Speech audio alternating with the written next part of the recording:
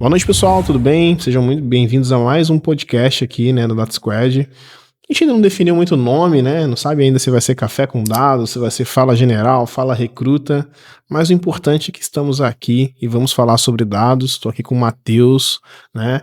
Profissional aí que tem feito projetos grandiosos nesse mercado, e nós vamos falar um pouquinho sobre carreira, um pouquinho sobre faculdade, um pouquinho sobre comunidade, né? E é uma honra, como sempre, estar falando sobre dados aqui para vocês. Vamos ver o que esse episódio traz aí de novidades. E é claro, né, de conhecimento para todos vocês. Matheus, seja muito bem-vindo. Quiser se apresentar, fique à vontade. Tá aqui presente no podcast do Rodolfo. Eu já acompanhava há um tempo, a gente se conheceu no DWX. Espero estar agregando bastante com a comunidade dos recrutas aí. Eu trabalho já como analista de dados há cerca de 1 ano e meio.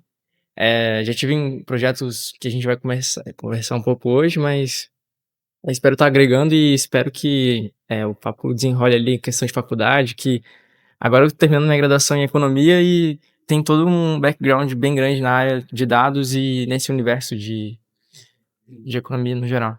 Economia, legal, legal. E economia foi sua primeira graduação ou você chegou a começar outras assim? Como é que foi seu Segunda início de graduação, carreira? a primeira eu não cheguei a terminar. Eu comecei a fazer engenharia química e alimentos na UFSC e no período da pandemia eu vi que não era exatamente aquilo.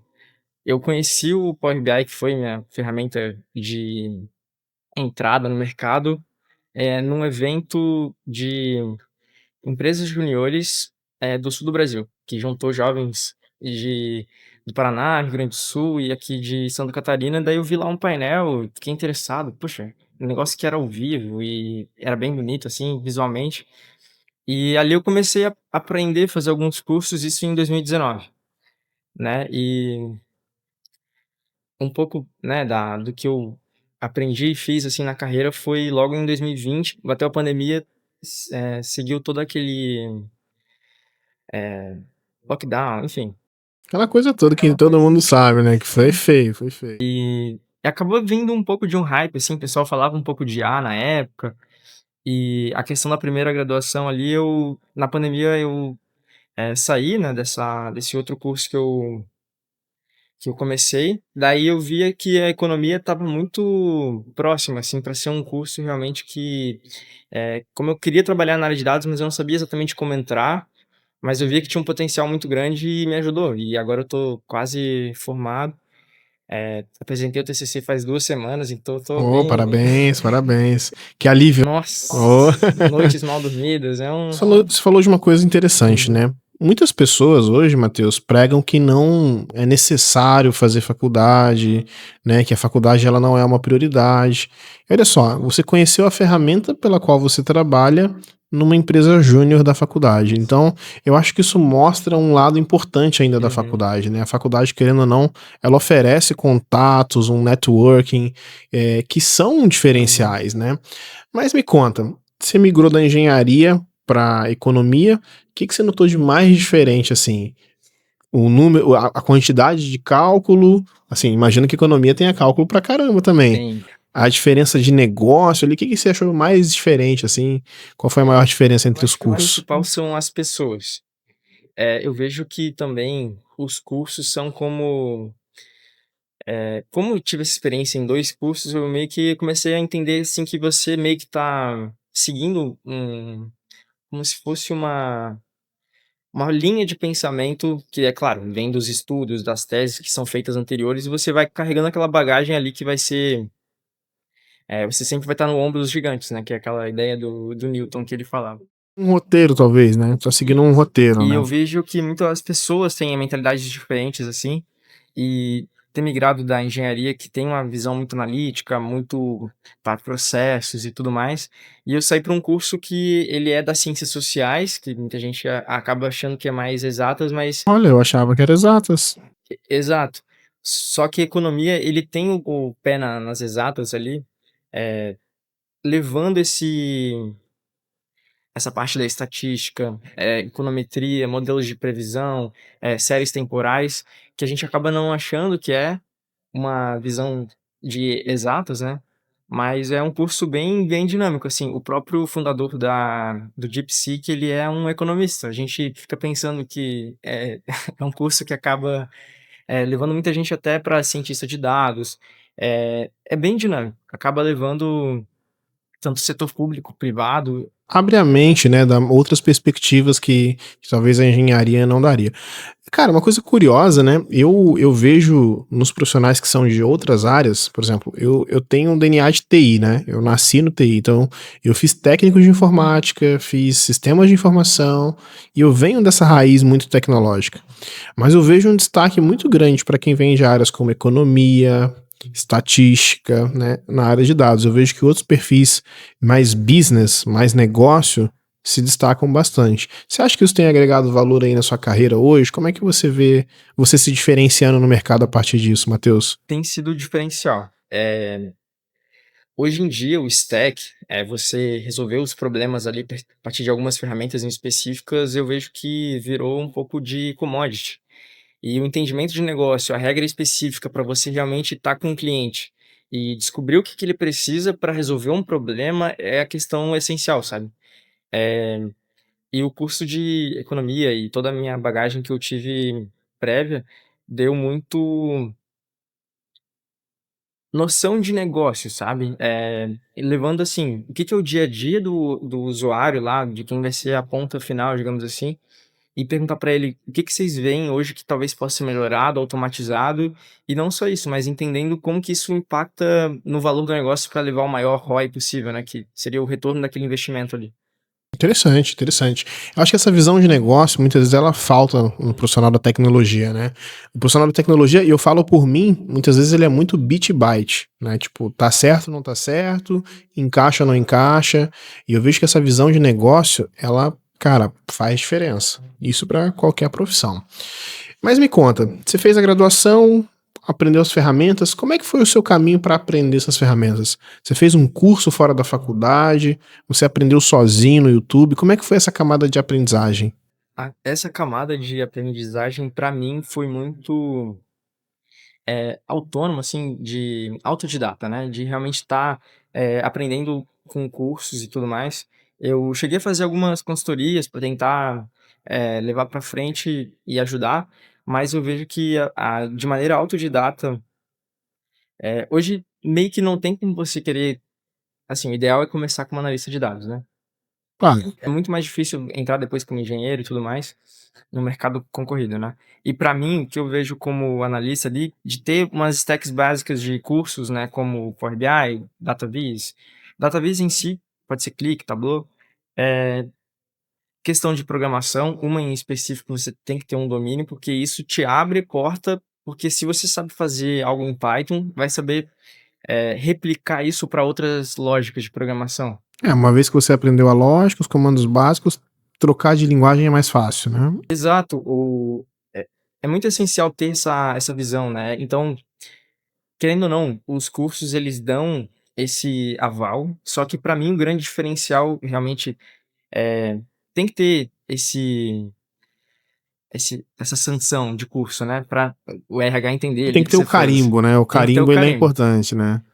Entretanto, para mim o que foi diferencial na minha primeira vaga no mercado de dados, que eu sei que para todo mundo é uma arrebentação, assim. É mais difícil, na verdade, você entrar como analista júnior do que depois uma outra vaga em nível um pouco A mais, primeira vaga é mais difícil, é a mais né? difícil. E para mim foi ter feito um projeto, eu via muito que eu não podia estar, digamos, por exemplo, tem pessoas que estudam para concursos públicos e elas acabam por ficar fazendo só os cursos e tudo mais. Só que ela não faz o prático. Eu comecei estagiando lá no mercado financeiro, e daí depois fui contratado como assistente por um tempo, e lá dentro eu fiz automações em Python.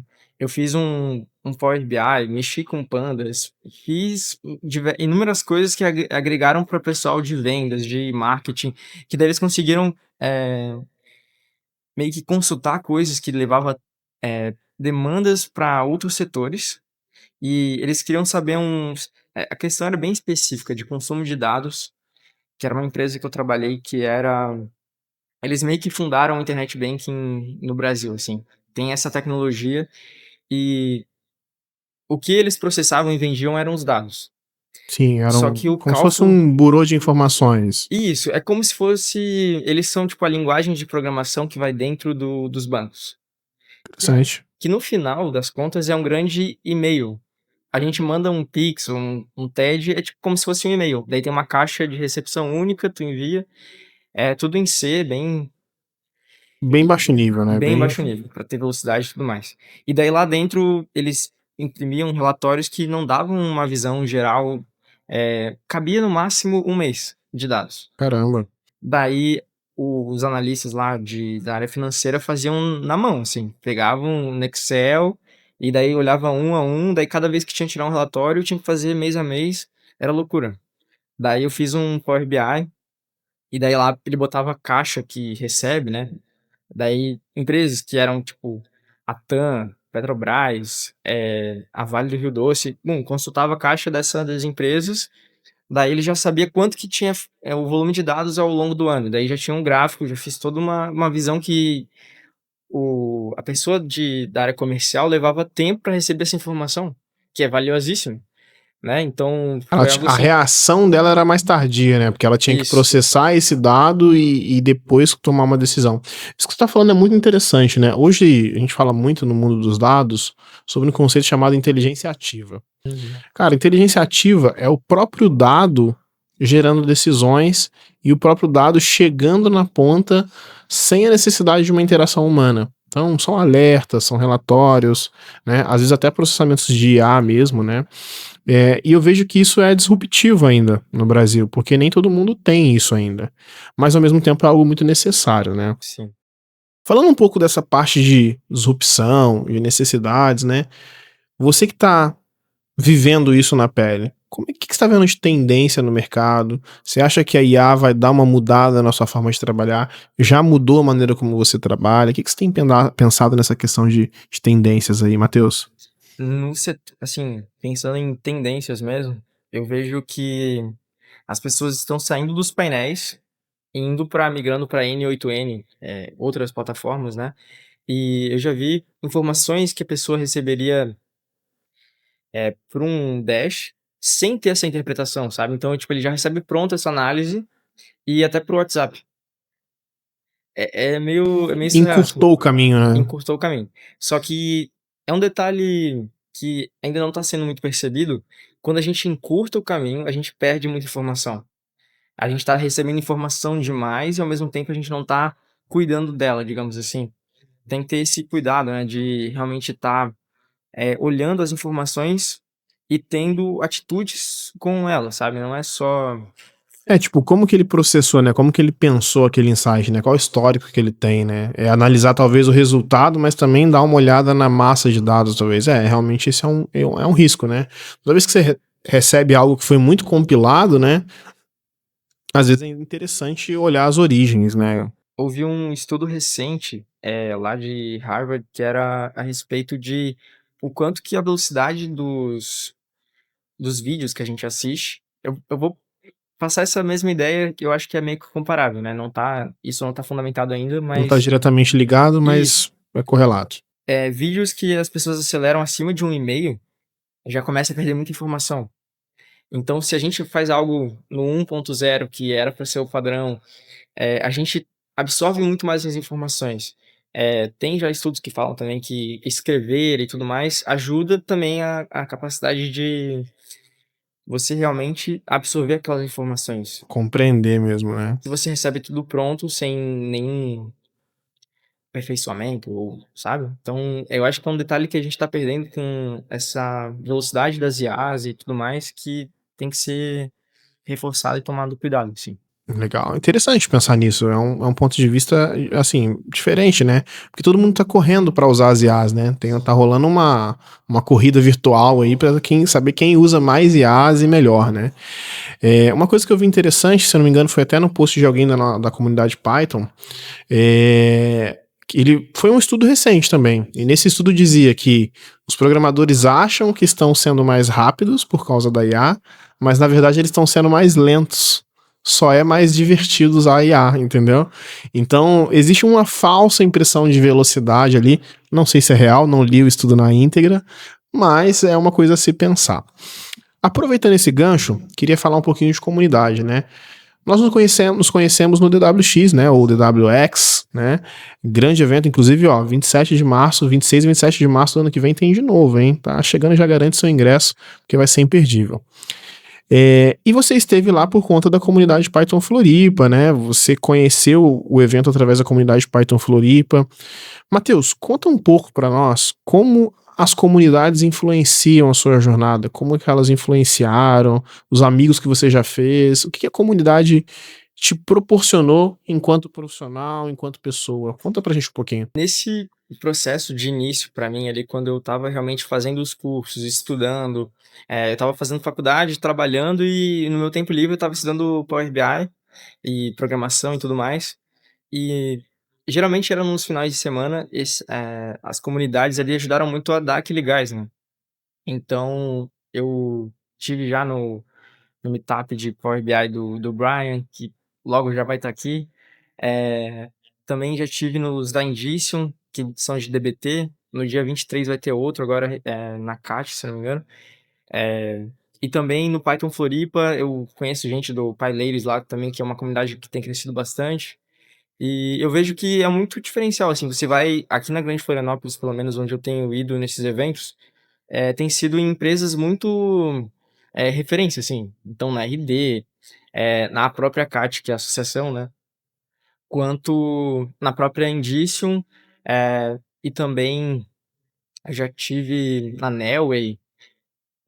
Você entende respira aquele ambiente, tem a formação do network e pra mim, já tive contato com inúmeras pessoas, assim, que, enfim, se tornaram próximas e eu vejo que as comunidades em si têm para mim no início foi essencial, sabe.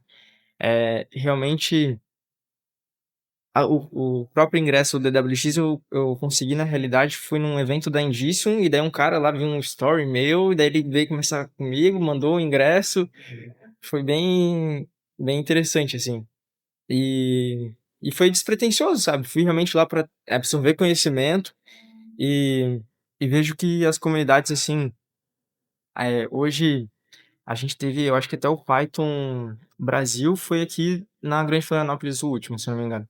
Acho que o próximo vai ser, não sei, Não, espera aí, deixa eu lembrar. Foi o Python Sul. Python Sul, Python sim. Sul foi lá na faculdade Sesusk. Ah, sim, Python Sul, sim.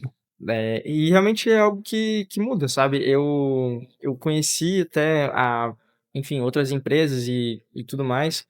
Por exemplo, antes de eu entrar na área de dados, eu fui lá no meetup de Power BI e conheci o Matheus da Indicium, que antes de eles receberem um aporte milionário, sabe, tipo, foi então meio que, tipo, muita sorte, sabe, que hoje em dia, tá meio inacessível, mas É, cresceu, né? aham, Mas era um cara da comunidade, era um cara que tava ali no exato. meio, né? E assim, no meio da comunidade tem muitas startups legais, tem muita gente crescendo. Eu acho que há esse espaço, né, para uma troca genuína, né? E o que eu acho mais legal da comunidade, né, inclusive a comunidade Python é uma comunidade que, assim, nos abraçou muito, com muito carinho, cara. Tenho muito agradecimento a fazer a eles, que é para todos, né? Então, cara, tem gente sênior, tem gente júnior, tem gente que, cara, não sabe o que é programação e tá lá e vai aprender.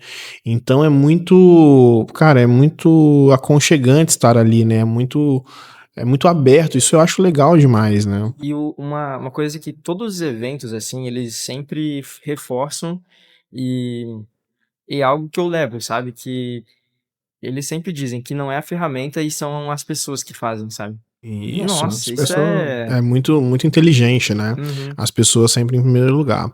Então vamos aproveitar o gancho de pessoas, vamos tentar trazer algumas dicas para as pessoas que querem trabalhar com dados, né? Então você trilhou essa jornada, você fez um caminho.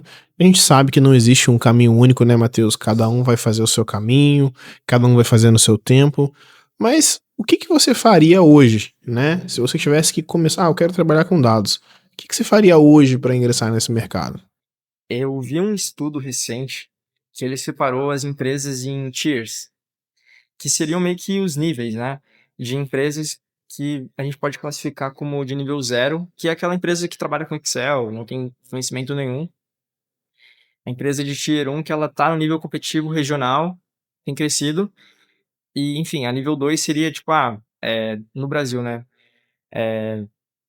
iFood, Boticário, essas grandes empresas, sejam fintechs ou empresas maiores, e eu imagino que o ideal é a pessoa começar, seja uma tier 0 ou uma tier 1, até análise salarial, tipo, você achar que vai começar dentro de uma grande empresa, de primeira, assim, existem os outliers, né? É um pouco do que um influenciador lá que eu acompanho, ele fala que meio que o cemitério dos perdedores a gente não chega a olhar tanto, sabe? Ver que, tipo, uma pessoa conseguiu que, ou sei lá, que ela talvez não tenha faculdade e hoje virou sênior.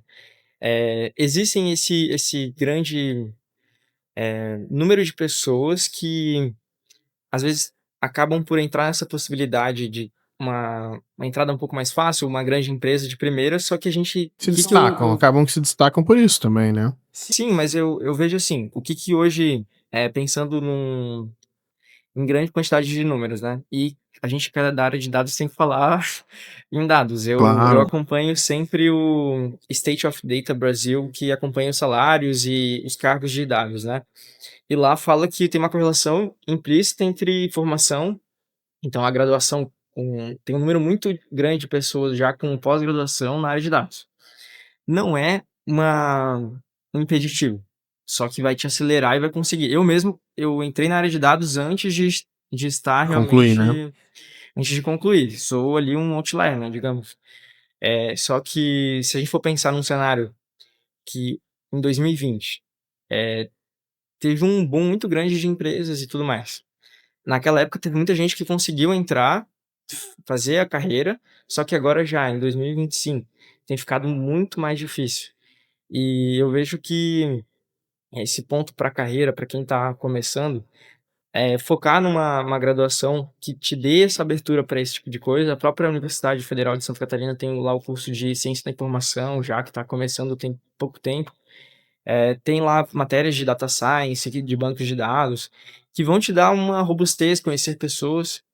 E uma vez eu fui citado num podcast, esse aqui é o meu primeiro podcast que eu tô Oh, participando. seja bem-vindo, parabéns. E uma vez eu fui citado lá por um colega que ele trabalhava na área de cripto, assim, que eu dei um empurrão pra ele na época e ele falou que ele só tava lá por causa que tinha conhecido pessoas boas. Na época eu tinha sido essa pessoa. Ah, que legal. E eu acho que é muito isso, sabe? A faculdade vai te levar esse networking pra você realmente conhecer pessoas que vão te tanto incentivar quanto gerar esse relacionamento pra depois na hora da carreira, assim, te levar mais pra frente, sabe?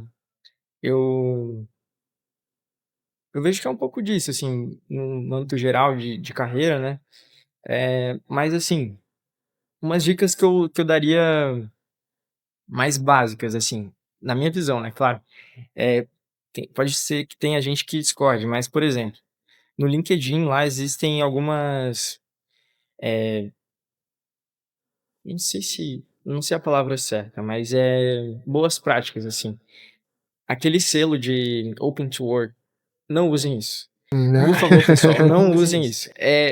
Acaba sendo assim, você tem que mais conquistar o recrutador, ele te chamar, do que você ser chamado e tá enviando bilhões lá de, propostas e currículos.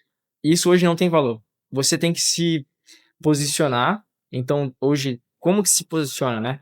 O algoritmo ele vai te levar mais longe se você tem, se eu não me engano, são 4 características que hoje contempla o SSI, que daí seria eles chamam de, Social Sell Index, que é meio que um índice de o quanto que você se vende socialmente dentro do LinkedIn. Legal. Daí você pesquisa lá LinkedIn SSI, ele vai ter a sua avaliação e o quanto que é a sua nota de 0 a 100 em relacionamento a o quanto que você se posiciona bem, ao quanto que as pessoas que você está conectado fazem sentido.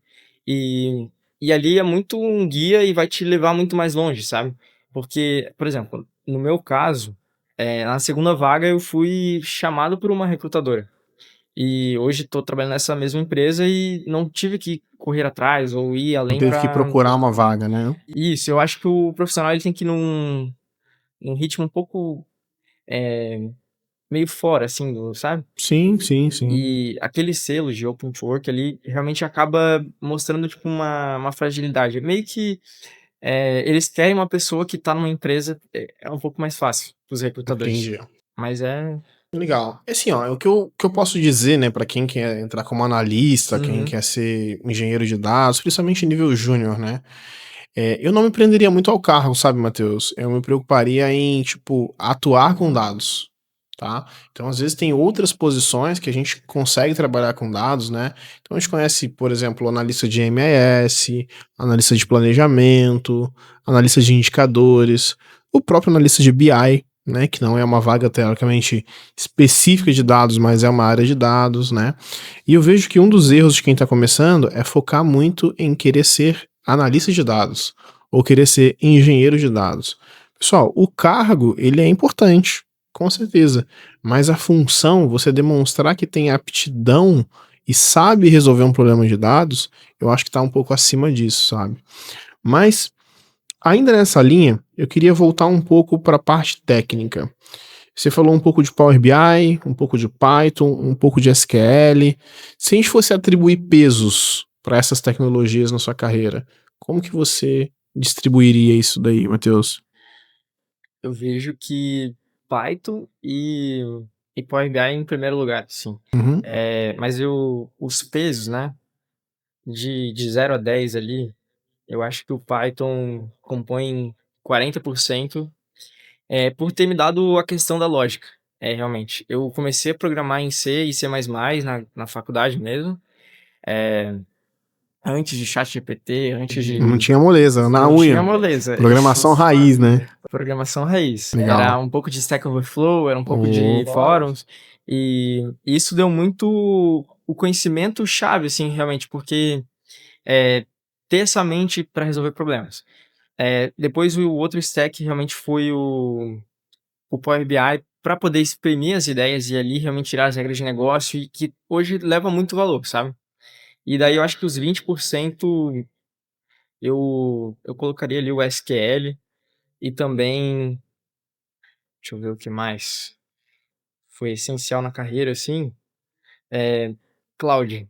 Cláudio. Mas é assim, meio que a regra de Pareto.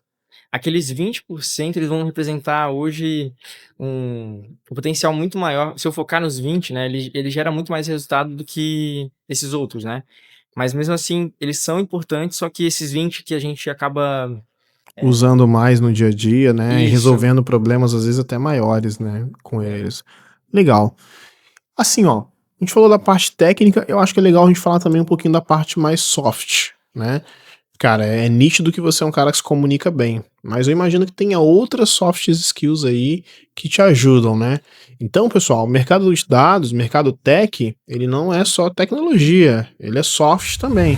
Então, comunicação, organização, pontualidade, né? Quais foram os critérios soft que você acha que te destacaram, Matheus? Eu eu vejo, assim, as visões softs integradas a ferramentas e até conhecimento, sabe. Então, gerenciamento de projetos. É uma stack, porém você usa ela e sabe articular nela para você ter o melhor desempenho, né. É um hard skill que depende muito do soft, né? Isso. Mas assim, eh, eu se eu for valorar essa questão, metrificar, o soft é muito maior e é claro, a ferramenta é só o canal.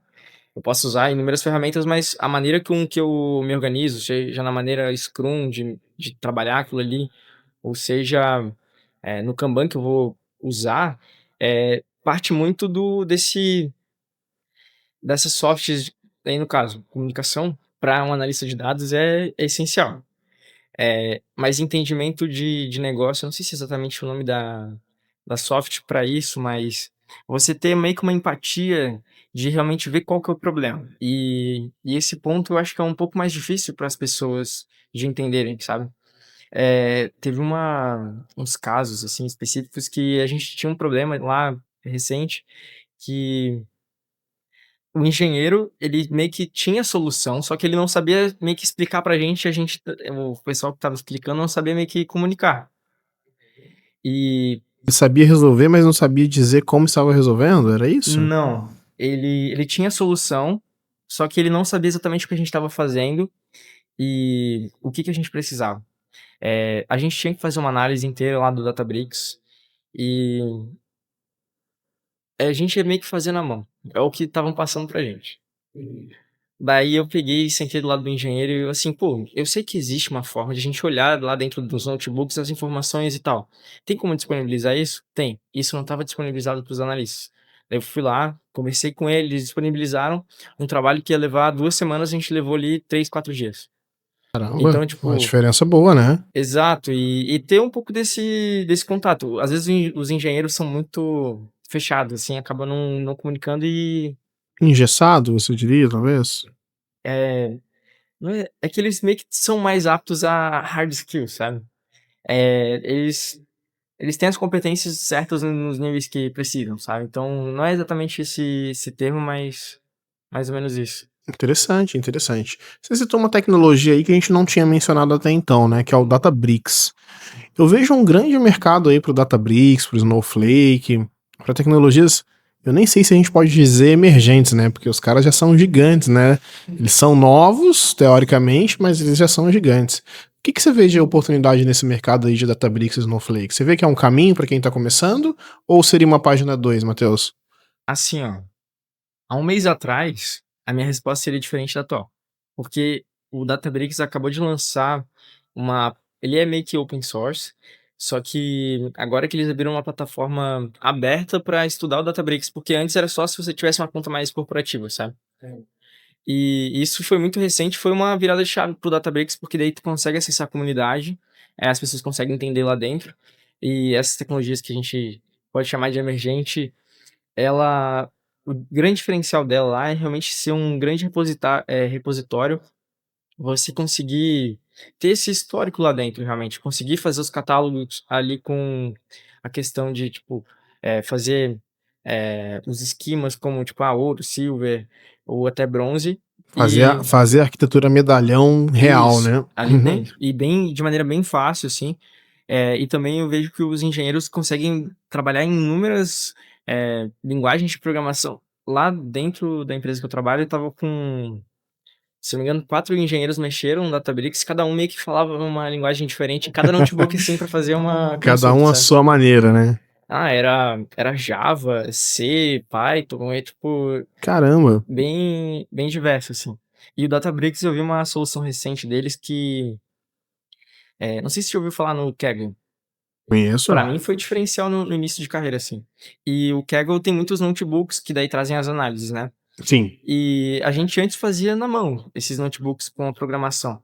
E hoje o Databricks ele tem lá dentro uma parte de machine learning e de inteligência artificial que você consegue criar um notebook de maneira quase automática.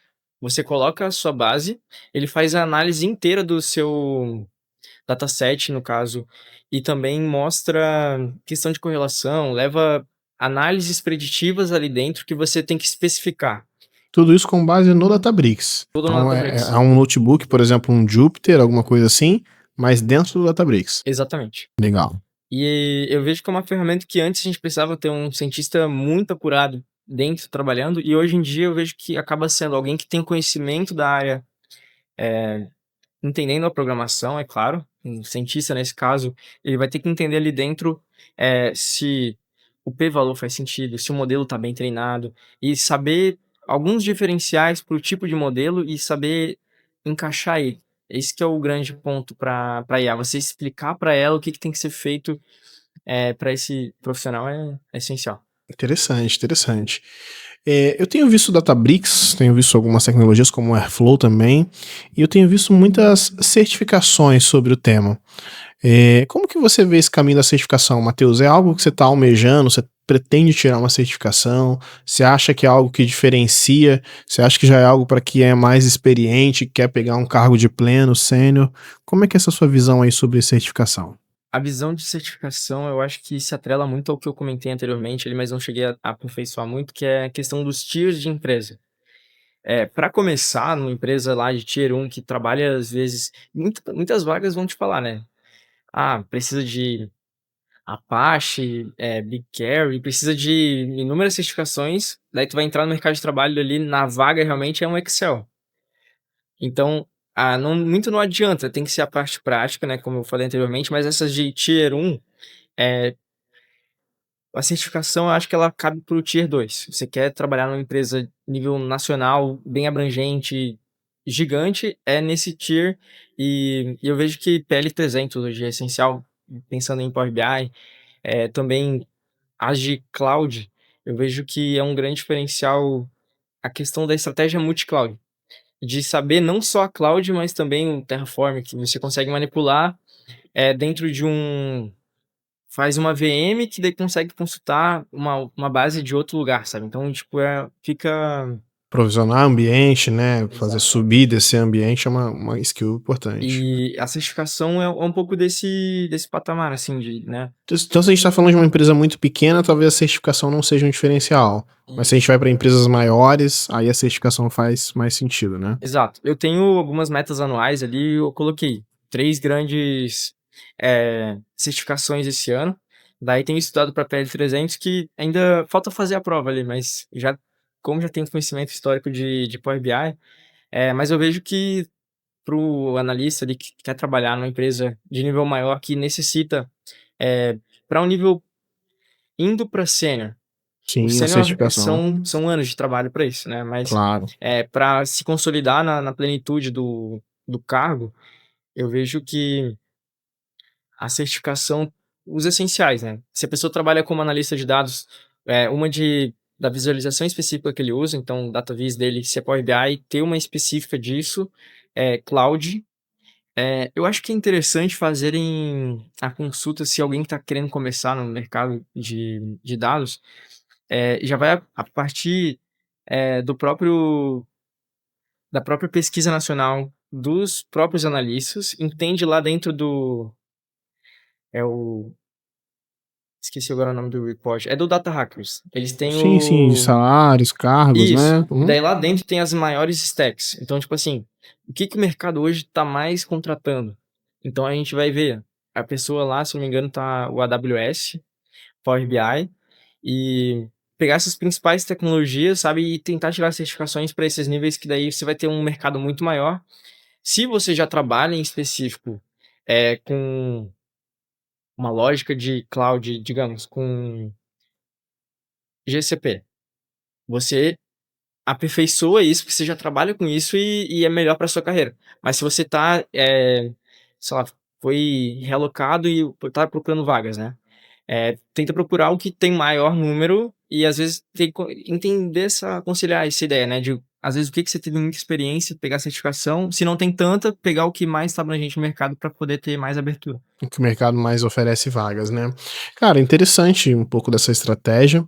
Eu vejo que, assim, existem muitas certificações que são fundamentais, né? Por exemplo, a AWS tem o nível lá Practitioner, acho que Azure tem o nível lá Fundamentals, né? E eu acho que são certificações boas, até porque volta e meia elas aparecem gratuitas aí pro pessoal, para você experimentar tirar a certificação, fazer o exame, fazer a prova.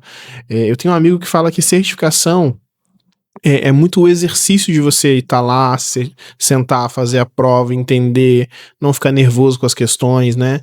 E muita gente acaba não passando por questão de nervosismo. Às vezes o cara tem o conhecimento para fazer, tem até mais conhecimento do que a certificação exige, mas ali na hora da prova fica nervoso, acaba deixando É, passar alguma é coisa. muita prática, mas eu vejo que tem umas dicas, assim, que dá pra, não é encurtar o caminho, mas te ajudar a ser mais prático, né. Eh, a questão das certificações tem muito na Udemy cursos que daí especificam ali como pegar aquela certificação em exato, sabe. Então, é um é uma grande forma de aprimorar, porque alguém já passou por aquilo e querendo ou não, a experiência que eu tive previamente com algumas certificações é que eles tentam vender muito o que que é o peixe deles, sabe, tipo, entender todo o conceito da empresa e cada produto, e é muito o produto em específico vendendo o peixe deles durante a certificação, quando você estuda pela própria plataforma, é a minha visão dessa maneira, e quando você pega um curso da Udemy ele já vai te especificar, tipo, estuda isso aqui e é mais direcionado, sabe. Então é uma maneira melhor de estudar do que usar uma maneira muito Solta, talvez? é, acho um pouco Interessante, isso. interessante. Bacana. Então, assim, ó, falamos de requisitos técnicos, falamos de requisitos comportamentais, né, soft, falamos de certificação, que ali é um requisito técnico também. Vamos falar agora da pedra no sapato de todo mundo que trabalha com TI. E o inglês, Matheus? Como é que tá o inglês? Tá estudando? Já é fluente? Pretende ser fluente? Como é que tá o inglês? Eu pretendo, eu pratico todo dia, eh, e eu vejo que, assim, pra esses níveis, os tiers das empresas, né, se você quiser chegar no nível no tier 3 que é realmente pra empresas no exterior, é essencial. E Não ter tem um como isso nível aí, né? não tem. E a partir do B2 já é interessante. Eh, a abaixo de B2, que os níveis lá da avaliação já não faz sentido. Hoje eu tô caminhando para o C1, que já é um nível, mais avançado de inglês. Eu vejo que tem próprias certificados como TOEFL, entre outros, que são bem relevantes. E o inglês na área em específico, pra mim eu uso, por exemplo, o Power BI só em inglês. Olha, Porque interessante, uma estratégia, né? é uma estratégia, se eu quiser falar sobre as ferramentas e sobre, textos que são muito da minha área, eu preciso entender quais que são os vocabulários específicos, sabe. Então, pra mim, é uma maneira de aprender mais fácil eu estar num universo, desse mundo, sabe, de entender o inglês e tudo mais. Eu já tive uma experiência no exterior, eu fiquei cerca de 4 meses trabalhando lá fora. Era um intercâmbio da faculdade, assim, então foi uma experiência bem interessante e ajudou muito a desbloquear o inglês. O primeiro mês foi muito virar a chave, eu entendi as coisas, mas pra falar era um pouquinho enrolado, mas depois saiu, sabe. Ah, imagina, é assim mesmo. E eu acho que inglês é muito prática, eu acho que inglês ele é essencial. Eu aprendi inglês de uma maneira um pouco diferente. Aprendi assim, porque meu inglês também não é perfeito não, viu, Matheus? Mas eu aprendi inglês jogando. Então eu aprendi inglês online ali jogando RPG e tal. É um inglês meio cheio de, vamos colocar assim, gírias, né? Não é um inglês assim apurado, né?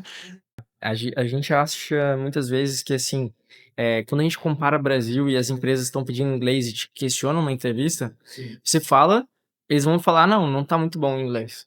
Aí você vai numa vaga do exterior, os caras falam que o teu inglês tá muito bom. É, já aconteceu comigo. Já É aconteceu muito comigo. é muito bizarro isso, porque a gente no Brasil, a gente acaba Exigindo mais do nível de exigindo inglês do que as demais. empresas americanas. Eu acho que assim, existem casos e casos, mas acontece. Vamos pensar os países que têm inglês e que hoje trabalham pelo mundo afora como, grandes potências exportadoras de mão de obra, vamos pensar a Índia. O inglês deles comparado com o nosso é um tipo, de sotaque e tudo mais, o nosso é muito mais fácil e compreensível, sabe. É. Cara, eu trabalhei numa empresa indiana e um dos meus chefes indiano, claro, claro, né? Ele me disse que quando se trata de idiomas, né, o importante é você conseguir entender a necessidade do seu cliente e transmitir a mensagem que você precisa. Cara, independentemente se vai ter sotaque, independentemente se vai ter um errinho ou outro, né?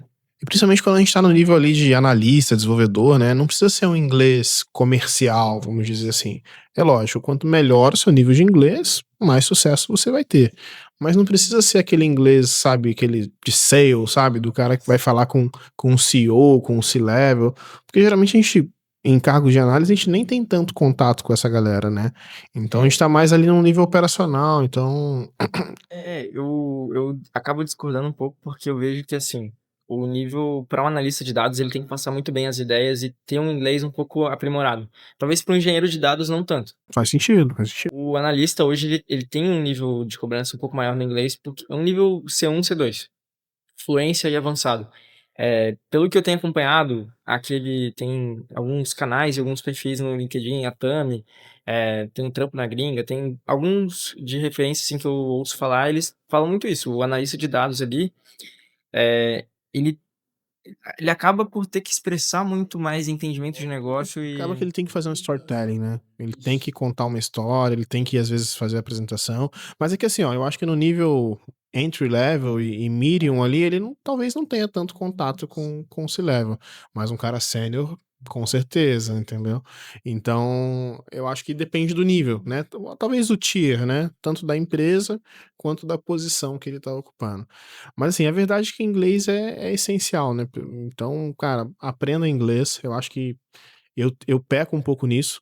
Eu até brinco, né? Falo, "Ó, cara, hoje eu falo português, inglês, espanhol, os três errados, mas tô errado, preciso melhorar, né? Mas idioma é uma coisa que abre muitas portas, né? Eu tenho visto para aprender inglês uma grande oportunidade nas IAs. Você já testou alguma IA para aprender idioma? Tem testado alguma coisa?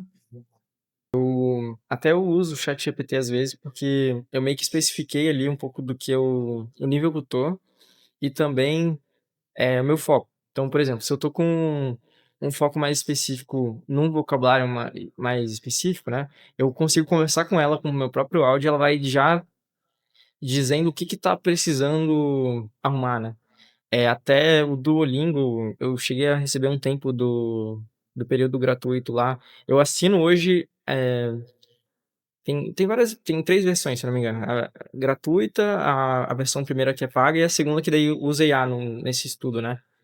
E eu cheguei a usar um tempo e é engraçado, você, tipo, fala com um personagem desse universo do Duolingo ali, e ele vai falar depois no final o que que você errou, o que que precisa melhorar e consegue conversar bem dinâmico, assim. E é claro, dá pra fazer isso com a própria IA e trocar ideia e no final ela te dá um relatório, tipo: "Ah, você precisa melhorar tais coisas", e Ah, interessante. Eu vi uma recente que faz ligação mesmo. Você liga como se fosse uma ligação com a IA. Cara, bem interessante. Tem sotaque, tem respiração. Cara, bem. Não é aquela coisa robotizada, né? tem uma que agora você manda áudio pelo WhatsApp, que é mais prático. Conforme tá o tempo ali, Nessa é como se fosse uma ligação, se eu estivesse ligando para um amigo e ele pergunta: "E aí, o que que você fez hoje? Como é que estão as coisas e tal?". Cara, achei bem interessante. É uma forma diferente de aprender. Uma coisa que eu tô usando muito para aprendizagem, não só de idioma, mas também de dados, de tudo que eu tô estudando, é o notebook LM do Google. Cara, ele faz resumos, faz mapas mentais, e dependendo do que você estuda, ele faz um podcast no final. Você já viu isso, não? eu já ouvi podcasts de IA, mas eu acho que deve ter possivelmente Tipo assim, ó, imagina que você tá eu fiz isso hoje, por exemplo, até coloquei em alguns dos nossos grupos. Eu estava fazendo um pouco de analogia sobre data storytelling, data viz e a IA. E aí eu peguei todas as referências, os principais sites, os principais canais no YouTube, e eu coloco tudo isso como input no notebook LM, que aí eu consigo fazer prompt para o material. Cara, se eu não me engano, você consegue subir até 200 fontes de informação. Entre elas PDF, vídeo, áudio, eu não tenho certeza, mas uma série de documentos. E aí você pode pedir para ele resumir esses documentos, pode pedir para ele fazer cronologia desses documentos, pode pedir para ele fazer mapas mentais e pode pedir para ele fazer um resumo em áudio. E aí, quando ele faz o resumo em áudio, ele faz uma espécie de podcast. Cara, é espetacular. a gente tem usado lá na empresa que eu trabalho atualmente o notebook LM, e os especialistas da área lá de planejamento e tudo mais, eles têm trabalhado e colocado informações, pesquisas da Gartner, especificações da área de planejamento mais estratégico para realmente alimentar o notebook LM. Porque hoje as IAs elas já alimentaram tudo que tinha possível de conteúdo na internet. Sim, já degustaram de tudo um pouco, né? Então, é um pouco como a nossa primeira IA que a gente conheceu ali era aquela ideia do Akinator. Sim. Clássico, mas, você ir especificando algumas ideias, quanto mais você especifica, mais você consegue dar contexto e daí ela fica mais aprimorada. É quase uma árvore de decisão, né? No final das contas é tudo matriz e vetores, só que é uma grande árvore de decisão ali. O Akinator é a árvore de decisão mais conhecida. Inclusive, meus filhos estavam brincando com o Akinator esses dias. Eu falei assim, cara, como que vocês conheceram o Akinator? Porque o Akinator é muito antigo. Eu lembro que eu era criança e o Akinator já existia. Então, assim, é muito curioso como essas coisas vão ressurgindo, né? Cara, mas muito bacana. E tem, tem planos de fazer intercâmbio, de conhecer outros países? Como é que tá essa projeção internacional aí para o Matheus hoje? Assim, ó, eu tenho conversado com uns colegas, mas eu ainda não aperfeiçoei essa ideia mais pra frente. Eu Como eu tô concluindo a minha graduação em economia, eu penso em um destino um pouco diferente, talvez ir pra China. É, Na área de curioso. economia, comecei a aprender um pouquinho de mandarim, tô fazendo umas aulas, mas bem básico e começando, assim, aquela coisa de começar e feito, tá feito, sabe? Não precisa ser perfeito nas melhores condições para eu estar realmente começando uma atividade. E por ser potência de tecnologia, eu vejo que muitas coisas disruptivas e, querendo ou não, em vários setores estratégicos eles já são realmente referência, e eu vejo que, intercâmbio e conhecimento no geral, para mim já agregou bastante no setor, tipo, do inglês, né. Só que eu penso que futuro, pensando longuíssimo prazo ali, e contexto geral de tecnologia, assim, eu vejo que seria uma oportunidade interessante. Eu tô maturando ainda, não tá de certeza, mas para Eu economista acho que é e a não é? primeira vez que eu vejo alguém falar que vai pra China fazer intercâmbio. Geralmente é Canadá, né, Irlanda, são os destinos mais comuns. Mas muito interessante, muito interessante. E eu acho que mandarim talvez seja um idioma que abra oportunidades que você nem imagina, né? Porque se a gente for olhar entre os idiomas mais falados, né, ele tá ali entre os top 5, né? Então é inglês, espanhol, mandarim, né? Ou inglês, mandarim, espanhol, agora eu não me lembro. Mas assim, qualquer lugar do mundo que você vai, de grandes potências e os grandes centros ali, todo mundo fala inglês nessas regiões, né. Não é a maioria absoluta, é claro, mas, você vai ter um contato de inglês um pouco diferente e de uma cultura totalmente diferente, sabe. Então, hoje eles têm sido referências em IA, em, carros autônomos, em questão de bateria, Em muitas coisas, né? muitíssimas coisas. Então eu acho que para tanto pensando em desenvolvimento socioeconômico e tudo mais, que é um contexto do que a gente estuda um pouco na economia, assim, há 20 anos atrás eles não eram o que são hoje, sabe. É, e a Eles evolução deles foi muito saíram acelerada, né? muitíssimo acelerado, eles saíram de um básico de uma produção em massa daqueles produtos que a gente considerava xing-ling pra uma coisa hoje tecnologicamente Os melhores celulares, os melhores carros, exato. né? É bem complexo de pensar nisso, né? É, talvez seja uma visão limitada, né? Talvez uma visão que a gente não olhe com olhos tão interessados, né? Mas, cara, sem Você dúvida, é não uma esperava essa potência, né? essa É, não imaginava, surpreso, de verdade. Deixa eu ver como é que tá ali. Cara, muito interessante, muito interessante. Então, resumo, né? Falamos sobre carreira, sobre intercâmbio, sobre parte técnica, sobre a parte soft, um pouquinho sobre IA, né? E, cara, como que é o Matheus fora da tecnologia, né? Cara, não tô falando de tecnologia, não tô falando de IA, não tô falando de código. O que que você gosta de fazer? Você tem um esporte preferido? Como é que é isso? Eu gosto muito de judô, só que eu tô hoje num foco academia, assim, Musculação mesmo. musculação mesmo. Eu tô acompanhando com o Luan, ele já foi 2 vezes, pro physique, assim, esse negócio de Oh, legal. fisiculturismo daí tem me acompanhado e tal. Eu, sou uma pessoa bem fora da área de dados, assim, bem focada, então, tipo, todo lugar tô levando minha marmita e Oh, a legal. minha garrafa de água de 1 litro e tantos. Legal, legal. Nesse último ano tem sido, tô bem nesse foco, sabe, realmente tem ajudado questão tanto, de saúde, quanto, tipo, mentalmente mais esclarecido, mais fácil de Essa seria a minha próxima pergunta, né? O quanto essa disciplina nos treinos, na saúde, te ajudam na sua profissão? De 0 a 10, assim, o quanto você avalia? eu vejo que é 10. É, 10? tipo, é um ponto 100%, principal, né? 100%. Eu terminei meu TCC recentemente e eu fiquei ali 1 mês, sem conseguir fazer exercício e tá nesse meu ritmo que eu estava, assim. E deu pra ver que fiquei totalmente deslocado, sabe. E eu acho que não chegou a impactar, no meu dia a dia em tarefas nem nada, mas eu vejo que eu não estava tão bem, sabe. E a pessoa se sentir bem faz muita diferença, e tá ali saudável e enfim. Estar mesmo, né? Exatamente. E querendo ou não, eu acho que um detalhe importante que a gente acaba, que foi uma coisa que eu aprendi, assim, né, um detalhe que a gente precisa ver, é que quando a gente começa a falhar em pequenas coisas, na hora que tiver uma grande coisa que a gente vai realmente precisar ter mais resiliência para poder chegar lá, a gente vai ter dificuldade porque a gente falhou nas pequenas, sabe. Então, se eu me comprometi a ter um certo horário e fazer tal atividade, eu não me acostumar a perder. Eu realmente estar focado em ganhar o jogo. Essa é a regra de do que eu penso, assim. É é ter uma mente de, tipo, eu vi alguns campeões de Fórmula 1 que eles falam isso, tipo, eu não posso pensar em ser o segundo, eu tenho que ser o melhor e eu não posso, errar em coisas simples. Se eu erro no simples, eu acabo cedendo, e na hora que eu precisar realmente me impor para poder ter esse diferencial, sabe, de realmente ser aquilo que eu realmente quero e estar comprometido E nesse foco, eu alcançar as vou metas que você se propôs, né? isso, a gente acaba falhando em pequenas coisas, daí quando a gente vê, a gente sai do nosso ritmo. E é muito a criação do hábito.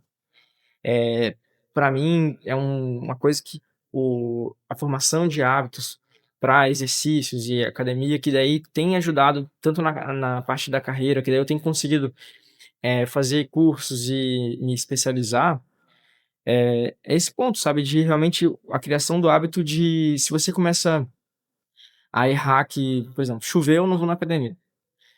Você vai criar o hábito de errar. E daí existe é que nem a dieta, né, todo mundo fala que a dieta, tipo, é essas de nutricionista e tudo mais. Só que dieta lá do grego vem de uma palavra que significa o hábito. E tudo que a gente come, seja um Doritos, seja uma pizza, tudo mais, faz parte da sua dieta. Então, querendo ou não, a dieta é o seu hábito, né.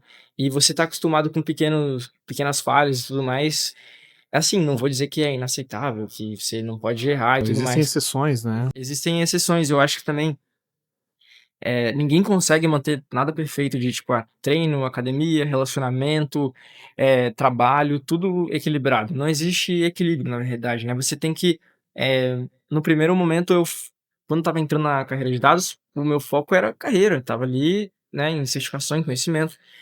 Depois foquei na graduação, precisava resolver algumas pendências. E sabe, você tem que equilibrar, mas não precisa soltar tudo, sabe, tem que ter esse ponto, você tem que, Equilíbrio, mas com flexibilidade para. uma certa harmonia, mas não exatamente um equilíbrio, sabe. É, e eu acho que é um pensamento bem à frente, assim, do tempo, sabe? Eu acho que a gente não olha alguns deslizes, assim, por exemplo, na dieta como um erro, às vezes nem como um hábito. Tipo, sair da dieta. Cara, às vezes é só pra gente passa como um evento isolado, né? Mas o Um problema é pouco a repetição daquela desses erros, né? isso, é um pouco daquela teoria da vidraça quebrada que é muito usado para do meio público, assim, né. Por exemplo, se a gente vê uma cidade lá e alguém quebrou uma vidraça e manteve-se aquilo. Aquela região específica que teve esse impacto começa a ser mais vandalizada ao longo do tempo. Se a gente tem um ambiente mais bonito, digamos assim, sem se você conserta as coisas que você, faz, digamos, você consegue, eh, ninguém vai jogar fora no lixo um papel se tiver tudo organizado e arrumado, entendeu? Faz sentido. É um pouco próximo disso de o Ninguém vai hábito. deixar lixo no chão num lugar que tá limpo. Exatamente. Entendi. Cara, faz sentido. Mentalidade campeã, mentalidade diferente. Muito interessante. Eu tenho um pouco de dificuldade com a parte de dieta. Treino, eu sou bem focado, assim, tipo, de treinar, eu gosto, é uma coisa que me faz muito bem. E, cara, se não fosse o treino, não fosse as artes marciais, eu já tinha surtado já, né? Já tinha. Não, eu acho que muito o exercício ele é uma ferramenta essencial para ser um grande, você faz o exercício e daqui a pouco, cara, querendo ou não, você vai querer bater em um cara específico lá na na academia de jiu-jitsu que você ainda não fez o Você ainda roda não ali, venceu. ainda não venceu. Cara, eu vou perder peso, eu vou ganhar mais massa muscular, vou fazer as atitudes que eu preciso. Você começa a ficar mais ambicioso e o exercício ele é eles chamam de hábito, meio que ele ajuda outros hábitos, né. Então fazer o exercício físico é essencial para daqui a pouco, né, conseguir aprimorar e Alimentar melhor, beber água melhor, dormir melhor, né? Legal, legal, muito interessante, diferente, ó, um ponto de vista bacana aí pra vocês seguirem, né. E eu vejo que, cara, assim, ó, muito sinceramente, né, e me preocupo, né, a gente tá vivendo uma geração com muitos problemas de saúde mental, com muitos problemas de saúde até física mesmo, né, obesidade, problemas de coluna, cara, N problemas. E o esporte, ele realmente salva, cara. Eu vejo que é uma coisa essencial para o profissional. Eu vou dizer do profissional de tecnologia, porque é a área que eu conheço, mas para todo mundo, né, Matheus? Eu acho que todo mundo precisa estar em movimento, precisa estar cuidando da saúde, porque se o seu corpo não vai bem, cara, nada mais Exato, vai bem, né? a questão do bem-estar e nesse, dia a dia, assim, na área de dados, programação em específico, né, a gente vê as pessoas muito em espaços fechados, a iluminação à noite, cara, isso prejudica o sono e tudo mais que vai acarretando, assim, de uma maneira que a gente não tem nem noção, né.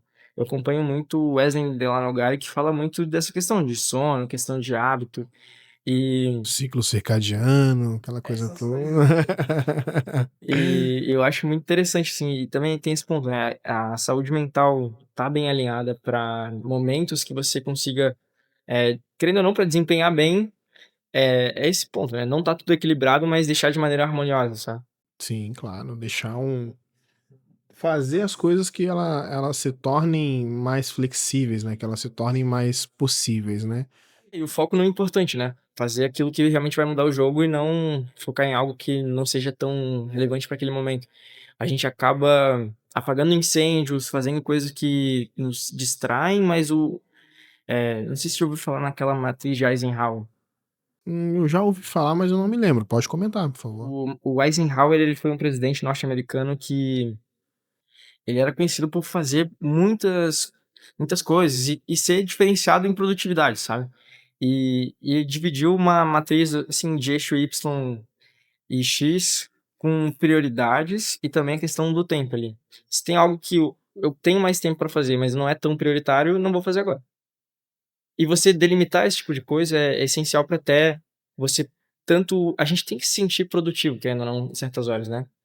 E ter isso muito delimitado te ajuda a produzir e, ao mesmo tempo, tá confortável, não se afogando em atividades e mentalmente isso, te ajuda muito, sabe. Eu acho que é um diferencial, assim, bem bom e é bom para usar até para projetos e tudo mais, esse tipo de visão do que é essencial. E até hoje eu comentei lá a gente, comentaram num projeto lá, o cliente às vezes tem muita ideia. Ele quer levar muitas novidades, muitas coisas e tem que ver, isso faz sentido para o momento? Realmente é isso que a gente está esperando para o projeto ou isso é um update futuro, assim, sabe? Então é um pouco Sentido, faz sentido. Eu penso assim que são são pilares, né, corpo, mente, estudo, família, ambiente, né. E, cara, quando algum pilar ele excede muito, eu acho que prejudica. Às vezes quando a gente, por exemplo, treina demais, cara, sim. quando você treina demais é ruim pra dormir, é ruim pra trabalhar no outro dia, né. Quando você trabalha demais, é ruim pra treinar, é ruim pra outras coisas, pra Uhum. família, né. Quando você passa muito tempo, né, com amigos, com diversão, cara, você acaba deixando outras prioridades. Então eu acho que harmonia talvez seja a palavra-chave desse Sim. desse episódio, né, pra tudo na vida. Bom, Matheus, queria te agradecer pelo bate-papo, cara, muito enriquecedor. Obrigado pela presença. E deixa aí seus agradecimentos aí pro pessoal. Se quiser deixar indicações de pessoas que você segue, de pessoas que você gosta do conteúdo, sinta-se à vontade aí pra agradecer quem você achar necessário. Tá certo. Eu primeiro vou te agradecer por essa Opa! oportunidade aqui, cara. Posso lhe considerar meu mentor, assim, lá no DWX foi um diferencial e ter conversado contigo realmente foi muito bom pra minha carreira, assim. Eu também gostaria de deixar meus agradecimentos a toda a comunidade do Python Floripa, também para o Data Hackers. Eu sou, acho que um dos maiores fãs, assim. Ô, legal, os caras são Cara, fera, os caras são eu fera. acompanho seja o podcast, seja o eles têm também uma parte de notícias lá que é bem interessante para todo mundo acompanhar. Eh, quem mais? O Theo Calvo eu acho que é um também na área de dados que é Monstro, um monstro monstro Theo, gigante. monstro. O Karminski também no Power BI, gigante. O Brian também, pessoal do Meetup, Power BI Floripa.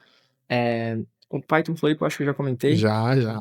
Eh todo esse pessoal, até a Gislaine também lá do Python Floripa que é muito próxima, eu acho que é um pouco isso, assim, essa comunidade tem levado adiante, eu vejo que tem muito potencial para o futuro, assim, seja da própria região pra gente conseguir criar um movimento, sabe.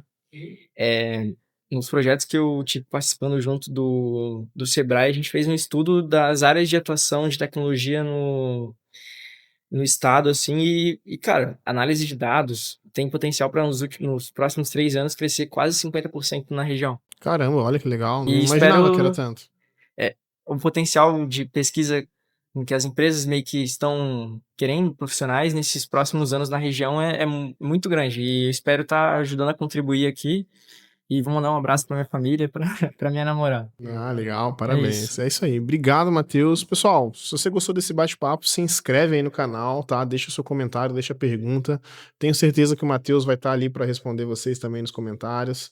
Em breve vão sair cortes aí no Instagram, então sigam a gente nas redes sociais. E mais uma vez, muito obrigado pela participação. Vamos nessa, mudar o mundo com dados, é com a gente mesmo. Até breve.